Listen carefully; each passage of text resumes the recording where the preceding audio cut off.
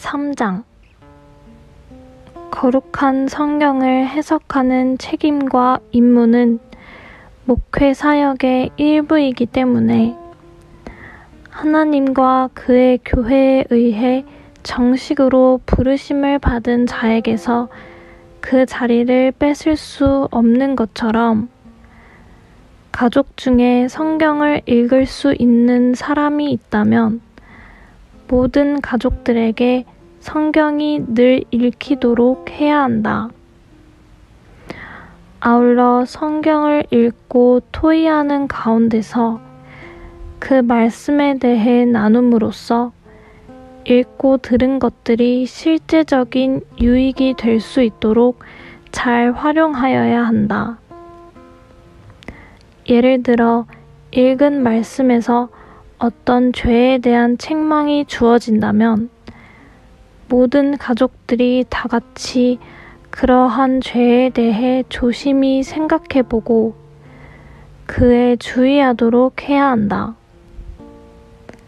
또한 읽은 성경 본문 가운데서 심판의 두려움을 느꼈다면 가족 가운데 누군가 그와 같은 심판을 불러올 죄를 범했을 때는 그처럼 혹은 그보다 더 심한 심판에 이를 수밖에 없을 것이라는 경고를 미리 받는 유익을 얻을 수가 있을 것이다.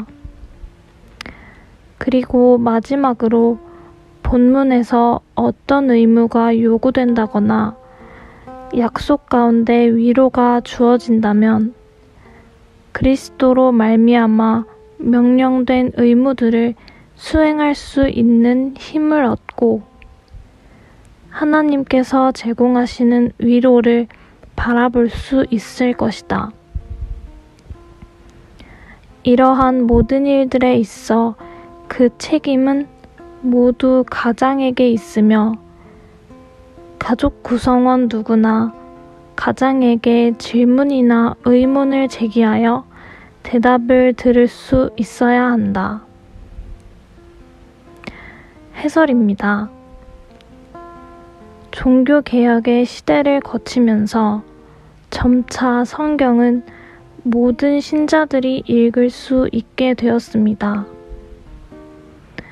하지만 신자들이 성경을 읽게 되는 가운데서도 여전히 설교자들의 역할은 중요했는데 특히 가정예배를 드리는 가운데서 그처럼 거룩한 성경을 해석하는 책임과 임무를 수행할 설교자의 역할이 요구되었습니다.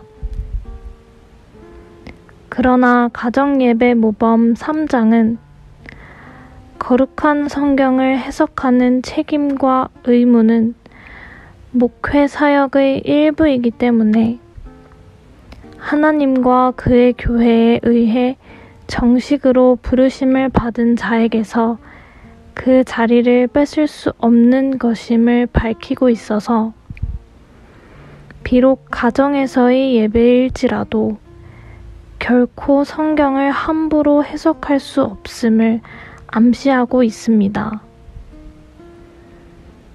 그러므로 가족 중에 성경을 읽을 수 있는 사람이 있다면 모든 가족들에게 성경이 늘 읽히도록 해야 한다는 언급은 바로 앞선 언급을 바탕으로 이해해야만 하는 문구인데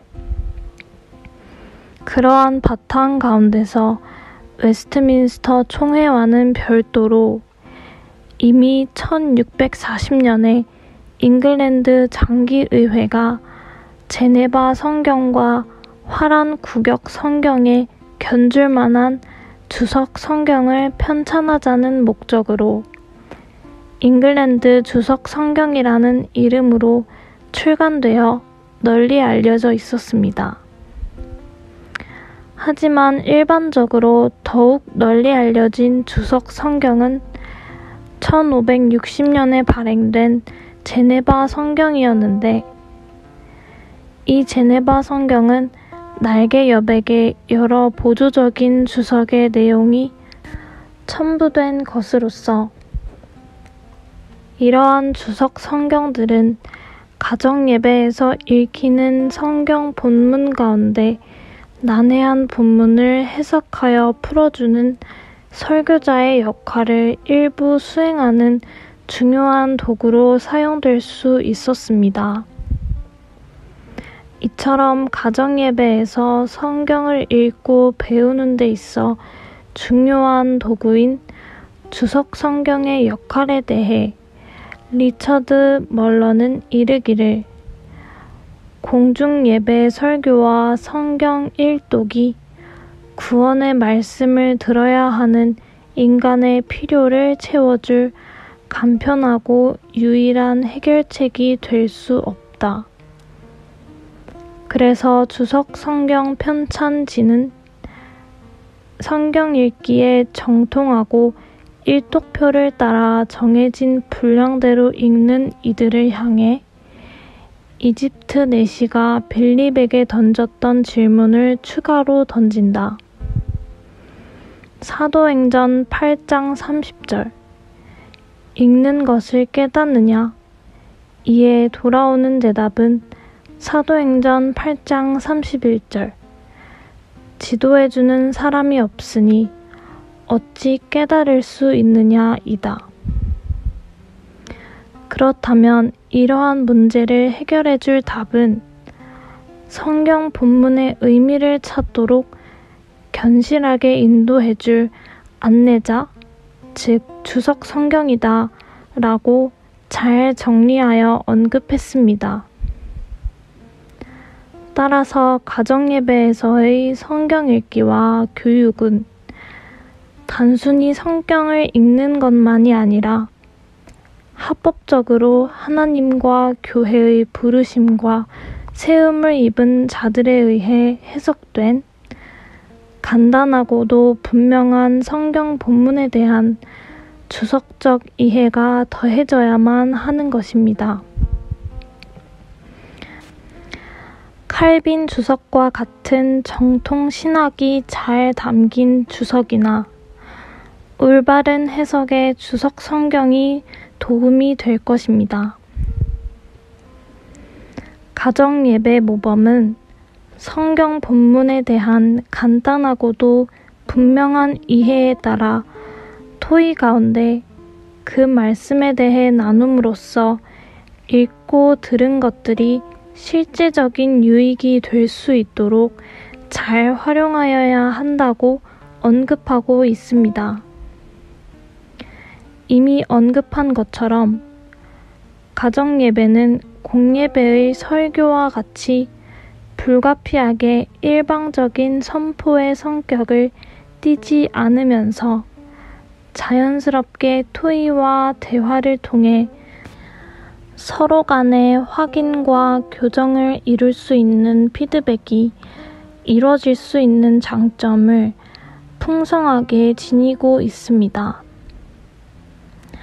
가정예배 시에 이루어질 수 있는 대화와 토의가 성경 본문에 대한 바른 이해의 여부를 확인하고 올바른 실천과 적용의 여부까지도 살필 수 있는 주요한 방법입니다. 그렇다면 가정예배 시에 이루어질 수 있는 토의의 진행은 구체적으로 어떻게 이루어지는 것일까요? 이와 관련하여 가정예배 모범에서는 먼저 읽은 말씀에서 어떤 죄에 대한 책망이 주어진다면 모든 가족들이 다 같이 그러한 죄에 대해 조심히 생각해보고 그에 주의하도록 해야 한다고 말하고 있습니다.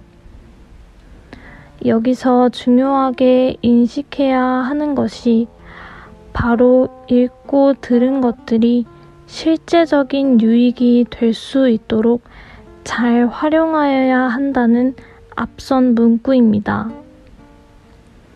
성경 읽기와 토의는 단순히 종교적으로 치러지는 예식과 같은 것이 아니라 실제적인 유익이 되고 실천될 수 있도록 해야 하는 것이라는 점을 깊이 인식하고 있어야 하는 것입니다. 바로 이 지점에서 개인 예배가 주는 유익과 연계됩니다. 이미 언급한 바 있지만 가정 예배가 예배당에서의 공예배를 바라봄과 마찬가지로 개인 예배 또한 가정에서의 예배를 지향하는 성격이기에 가정 예배가 실제적인 유익이 되고 실천될 수 있도록 하기 위해서 반드시 개인적으로 드리는 예배 가운데서의 신앙과 경건의 습득이 연계되어야 하는 것입니다.